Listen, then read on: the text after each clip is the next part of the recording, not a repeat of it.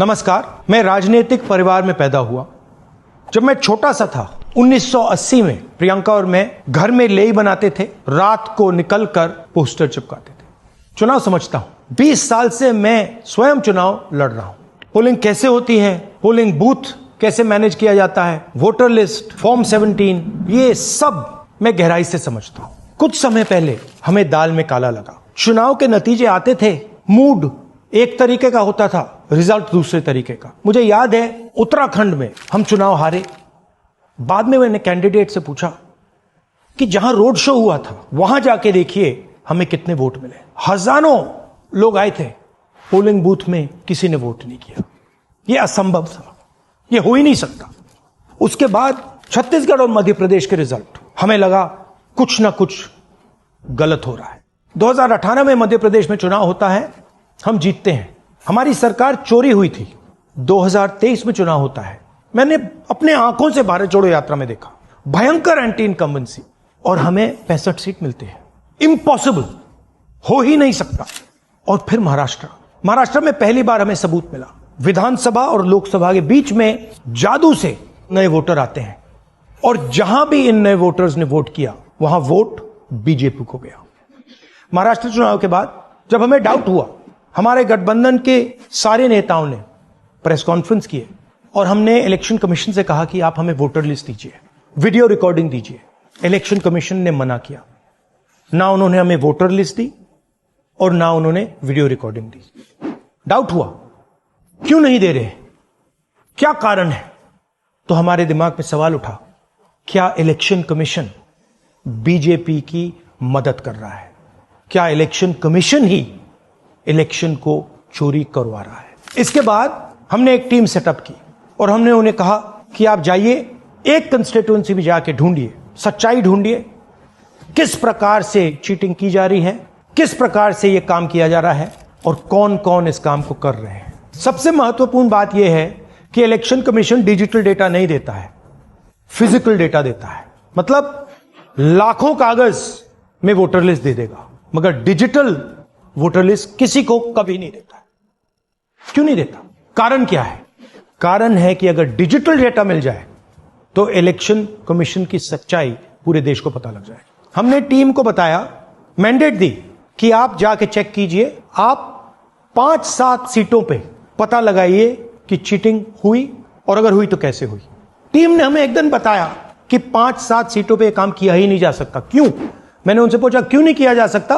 उन्होंने मुझे ये कागज दिखाए। ये जो कागज हैं, ये एक लोकसभा के कागज नहीं है, ये एक विधानसभा के कागज है, और इन कागजों को हमने मैन्युअली सॉर्ट करना पड़ा।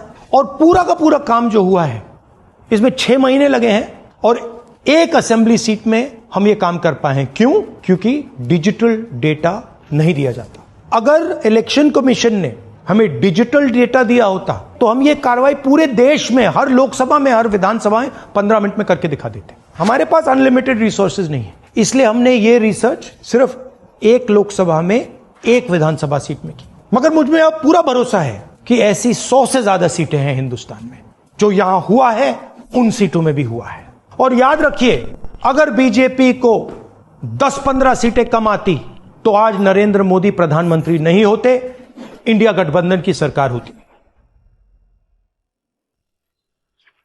जांच ने 5 तरीके की चोरी पकड़ी है। डुप्लीकेट वोटर, जिसका मतलब एक वोटर के नाम वोटर लिस्ट में अनेक जगह आ रहे हैं। फेक एड्रेस, मतलब एड्रेस है ही नहीं, या फिर house number 0। Bulk voter in single address, मतलब एक छोटे से घर में 40, 50, 60 लोग रह रहे हैं। इनवैलिड फोटोज, छोटी सी फोटो है या फिर फोटो ही नहीं है, और वो जो छोटी फोटो है वो दिखती भी नहीं है। कौन है, किसका चेहरा है, नहीं पता लग सकता।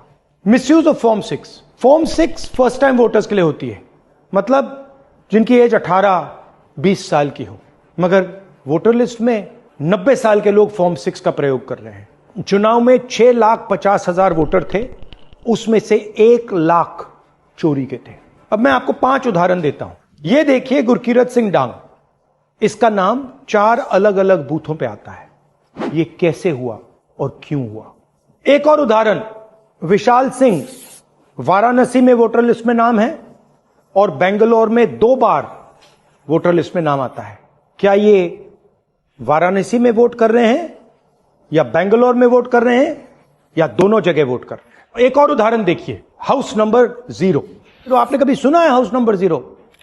हमने तो नहीं सुना था, मगर बेंगलोर में हजारों हाउस नंबर 0 हैं वोटर लिस्ट पे। हाउस नंबर 35 की कहानी सुनिए। छोटा सा घर है, ज्यादा से ज्यादा 4 लोग रह सकते हैं, मगर इस 35 में 80 लोग वोटर लिस्ट में रजिस्टर्ड है। ये ईआरओ ने कैसे अप्रूव किया, क्यों अप्रूव किया, पता लगाना है। अच्छा, अब ये देखिए वोटर लिस्ट, इनकी फोटो देखिए, या फोटो है ही नहीं या फिर छोटी छोटी फोटो है तो दिख नहीं सकती। इन वोटर आईडीज पे वोट दिया गया है। अब मैं आपको बताता हूं शकुन रानी की कहानी। फर्स्ट टाइम वोटर बनी है, 70 साल की आयु है। एक बार फॉर्म 6 का प्रयोग किया और उसके कुछ ही महीने बाद दूसरी बार फॉर्म 6 का प्रयोग होता है। 2 बार इनका नाम वोटर लिस्ट में आता है और फर्स्ट टाइम वोटर की लिस्ट में आता है। ये फर्स्ट टाइम वोटर हो ही नहीं सकती। तो क्या शकुन रानी जी ने वोट किया या किसी और ने शकुन रानी जी के लिए वोट किया? ये ही छुपाने के लिए सीसीटीवी का डेटा हमें नहीं दिया जा रहा है। और ये शकुन रानी जी अकेली नहीं है, ऐसे हजारों लोग हैं जिन्होंने फॉर्म 6 का प्रयोग करके 2-3 बार वोटर लिस्ट में नाम डाला है। हमने पहले इलेक्शन कमीशन से इलेक्ट्रॉनिक वोटर लिस्ट मांगी थी, सीसीटीवी फुटेज मांगी थी। उन्होंने अपना काम नहीं किया, हमें नहीं दिया। फिर हमने अपना इन्वेस्टिगेशन कराया, आरटीआई भरे और हमारे पास डेटा आया। भाइयों और बहनों, सच्चाई यह है कि हिंदुस्तान में इलेक्शन कमीशन और बीजेपी मिलकर इलेक्शन चोरी कर रहे हैं। यह पूरा का पूरा सबूत ब्लैक एंड व्हाइट में आज हमने आपको दिया है। इलेक्शन कमीशन जानता है कि हमने उनकी चोरी पकड़ ली है, इसीलिए एसआईआर आया है। यह एसआईआर जो है इंस्टीट्यूशनलाइज चोरी है। इलेक्शन कमीशन खुलकर बिना डरे बीजेपी के साथ मिलकर चोरी कर रहा है। और ये जो एसआईआर है, इसका लक्ष्य गरीबों का जो हक है, उनका वोट जो है, उनसे चोरी करने का है। मैं आपको एक और बात बताना चाहता हूं। इस पूरी इन्वेस्टिगेशन में हमने वोटर एडिशन को देखा है, मगर जितना एडिशन होता है शायद उससे ज्यादा डिलीशन होता है, सबट्रैक्शन होता है। तो यह सिर्फ एक मेन तरीका हमने पकड़ा है, दूसरे तरीके पे हमने इन्वेस्टिगेशन की ही नहीं अभी। मैं इलेक्शन कमीशन और इलेक्शन के ऑफिसर्स को साफ कह रहा हूं, आप जो कर रहे हो गलत कर रहे हो, यह ट्रीजन है, देश के खिलाफ है। यह मत भूलिए, टाइम आएगा हम आपको पकड़ेंगे, बचने वाले नहीं हो। It is critical that we expose voter चोरी।